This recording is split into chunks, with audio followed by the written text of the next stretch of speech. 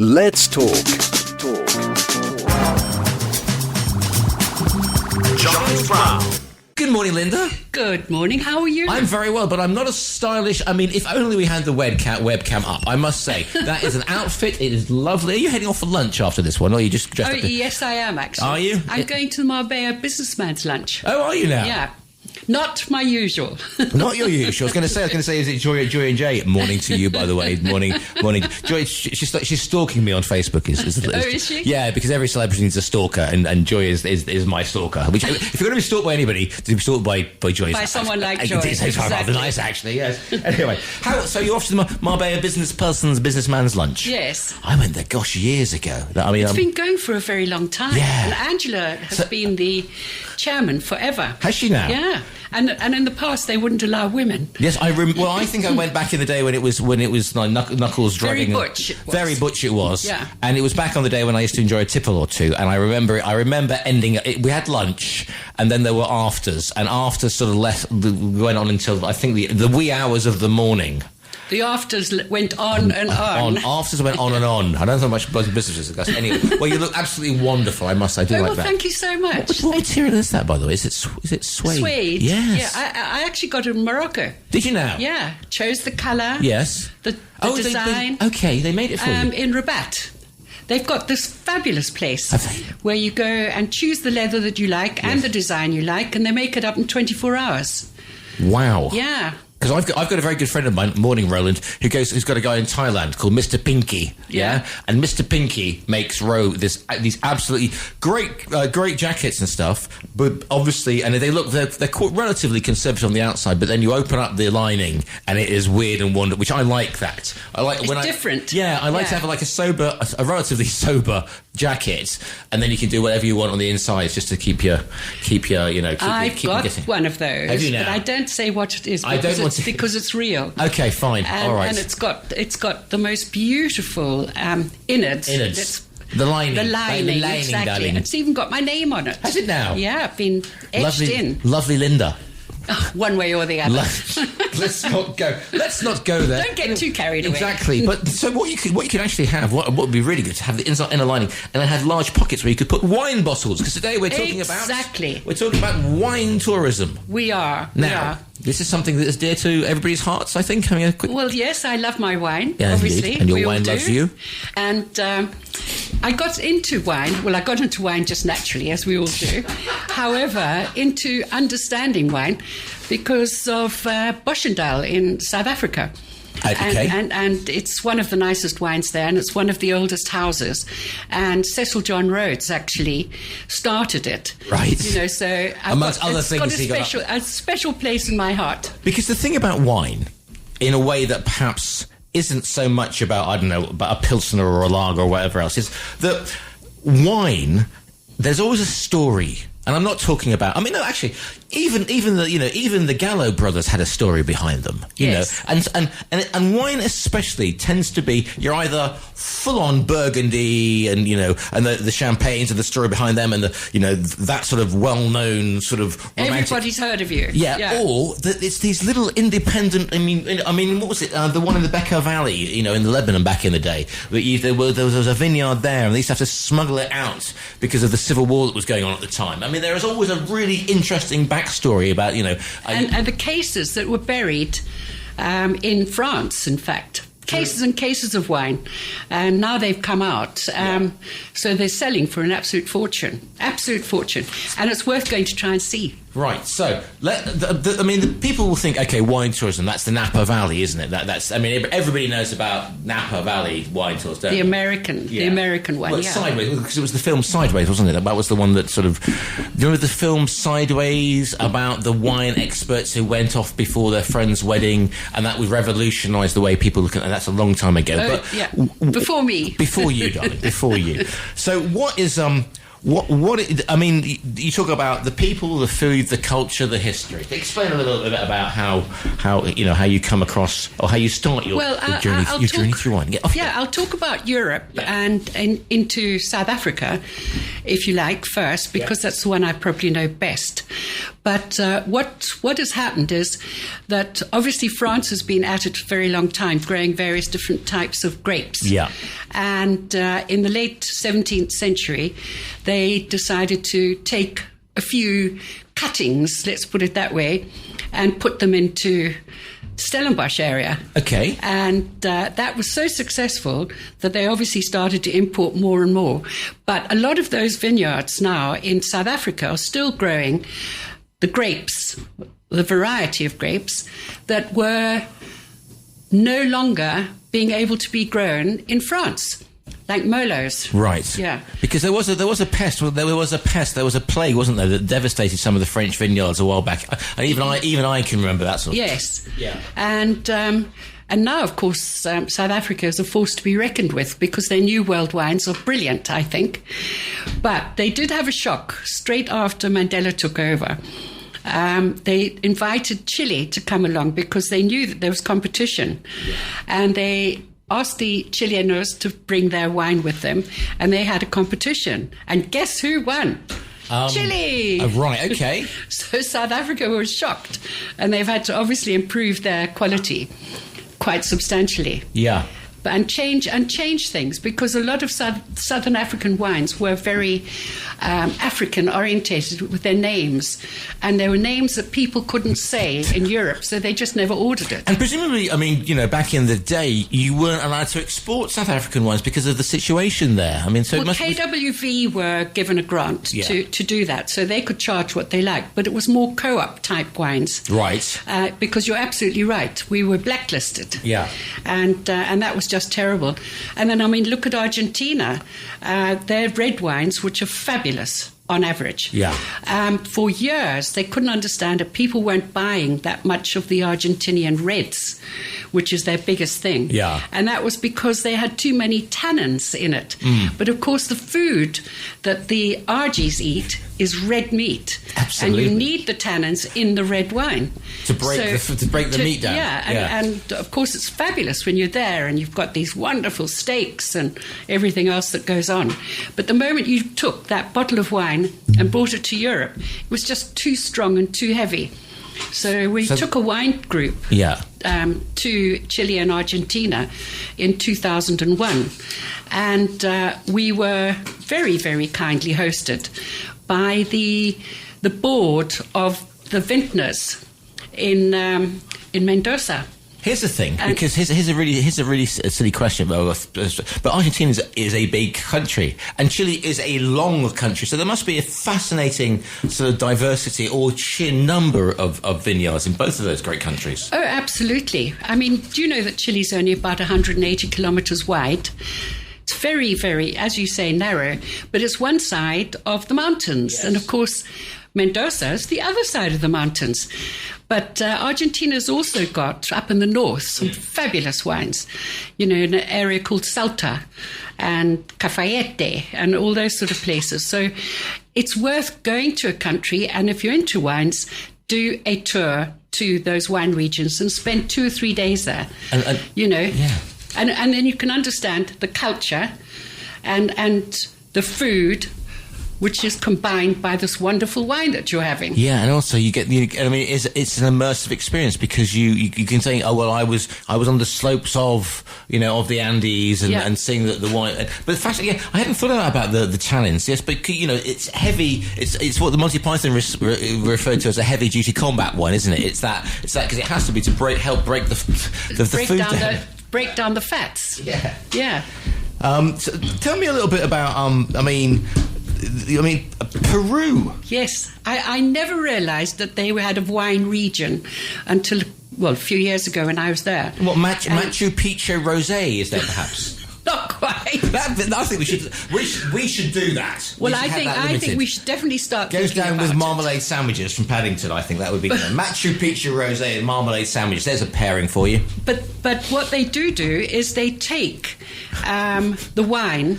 They actually the grapes, yes, and they still do them with their feet.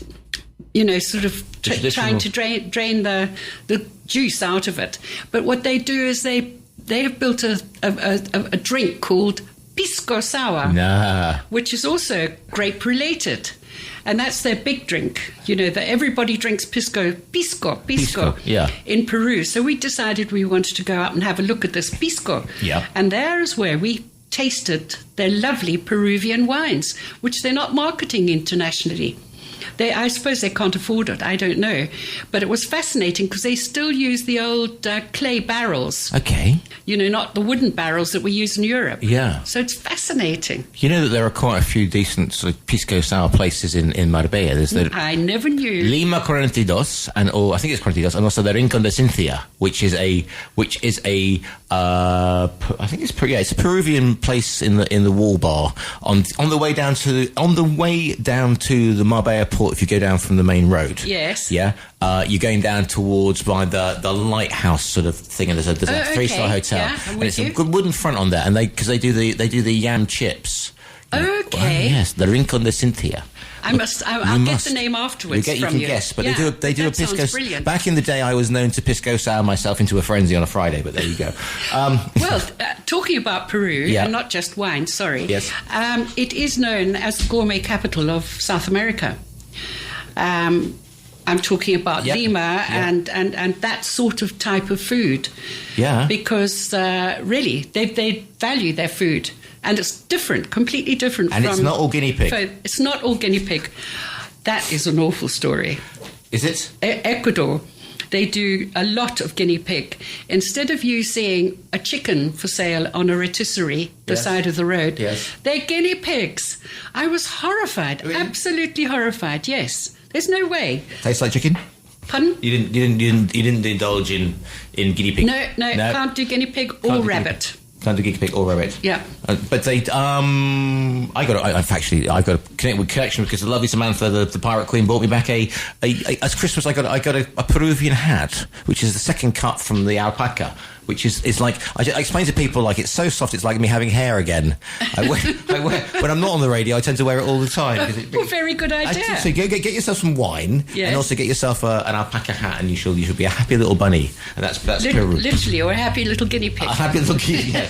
Yes, yeah, indeed. So I mean, it's a long. So if you're going to go to South America to do the wine, I mean, here's an obvious statement. It's a long way away. Yeah, but it is worth it because of the whole immersive sort of experience you can have. Yeah, absolutely. But I mean, what you do is, I would definitely with South America do it in chunks. In other words, I would do Argentina, Chile, and possibly Brazil.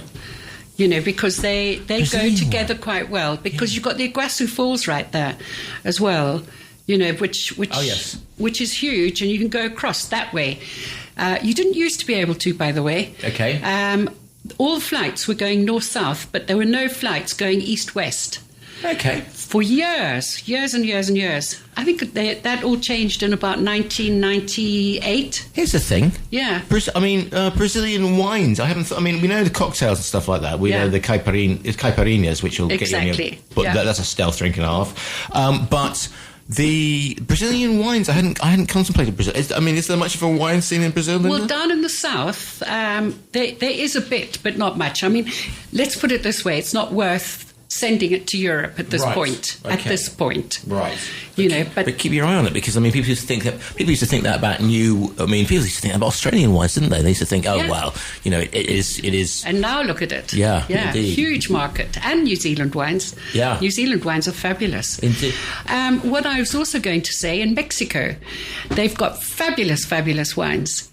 And where do they go? Where are the major wine areas in Mexico? It's just literally as you cross the border from the US. Yeah. There's a whole wine region there. The Tijuana Tinto. California Baja. Of course. Yeah. Of course it's going to be there. And really, it's absolutely lovely. But they don't export it very much, which is so sad. But, it's the way life is. Greek wine. There isn't much Greek wine exported, and yet that's where it all began, really. It's sort of vin de table, isn't it? That sort of thing? Yeah, exactly. Talking about vin de table, let's go upscale. Let's talk about the heavy hit. Let's go history. Let's go tradition. Let's go because Rem and Champagne. these are Rons. Yeah. Now, tell me a little bit about because you've travelled because we go Champagne, but we know the region itself. Well, give me I've just got off the. How do I get there? Say, Well, if you're going to go from the UK, say. Yeah. I always did it by bus, by the way, like a chartered bus. Yeah. And then on the way down to Reims, you stop at the Chablis area, region, and then you go on to Reims. But you've got to take about 6 hours, 5-6 hours in a bus. Yeah.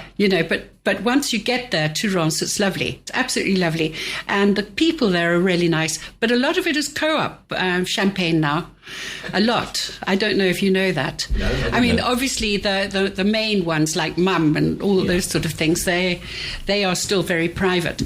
But the smaller vineyards, because what I gather has happened is when somebody dies in the family, say grandpa, it gets divided between the actual rows of grapes get divided between the rest of the family. Oh, okay. And so, of course, one doesn't agree with the other one, and so it becomes a co-op wine because they produce all the wines of that region.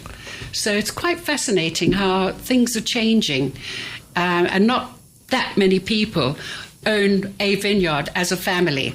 Yes, they might have shares in it, but they don't own it because it's already gone a little bit off-piste. So sort of in the way that we have the olive oil sort of co-ops here in Andalusia, for example. Well, it's the same sort of concept, really. Yeah. There's some very good people along this coast that actually do day trips, funnily enough, to the Ronda region. Yes. I know La Fabrica, the wonderful Philip Stark designed place. If you haven't been able to check this out, it's absolutely gorgeous. It's on the Ronda Road, just before you get to Ronda, and it is quite something. What's it called? It's called I think it's called Fabrica. I shall look. Yeah. Now, but let's talk back to Champagne. Is it as picture book and pretty as you imagine it should be? Oh yes. So you don't get there, and it's actually it's actually an industrial zone somewhere on the outside. No. And they love their champagne. Of course, we're taught how to turn the bottle for 8 years, and you do disgorging, as it's called, to taste the wines and obviously the champagnes. And of course now, champagne can only be called champagne if it's from that region. Yes. But a lot of those champagne makers have opened up in places like Argentina, Chile, and so on. And in fact, in South Africa, one particular farm, one vineyard. But, just to understand the makeup of those sort of farms and where they've expanded to is fascinating in itself. You've got quite a few that have gone into the UK as well. Champagne region, but it's obviously called a cava. But it's just as good as a champagne. Yeah, but just the romance, the whole thing. We want to think of like the dawn coming up and the mist. Yeah, the countryside is absolutely fabulous. Yeah. But I wouldn't do more than 3 vineyards. 3 vineyards in a day, because you'd probably do 2 in the morning, and maybe have lunch at the second one, or go to the third one, have a lunch of some sort, and then do their particular area that they've got, and then go home and die or get another bottle. Well, exactly. Presumably they're pairing it with something rather nice as well at the champagne houses, yeah? When you, do they just give you the chance, have a taste of that? No. They take you right through the whole, from the beginning to the end. Yeah. And if you're really lucky, you'll get a chance to, look at that. That's fabulous. Have you not seen that? Sadly, no. Right. Sadly, you guys can't see it out there, but at some point, Giles will tell you how to get there, but it's amazing. Right, okay. It's in Ronda, which is close to us. Yes, indeed. This is La Almanzara, which is a contemporary olive oil mill. Yeah. But it's been designed by Philip Stark, who is a very well-known French architect. And I've been there a couple of times, and it's on the way up to Ronda. You can't miss it.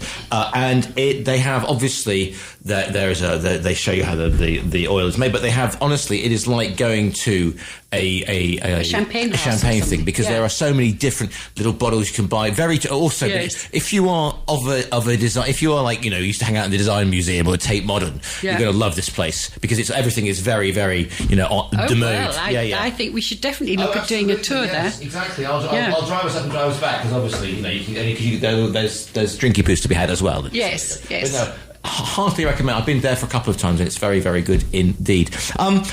With the champagne, have you ever checked out? Because back in the day when I used to enjoy and imbibe, the Widow was always my favourite. Veuve Clicquot. Have you been to that? Veuve Clicquot. I have not been to Veuve Clicquot. Because I just love the history behind it. I've been to Pommeraye. Yeah.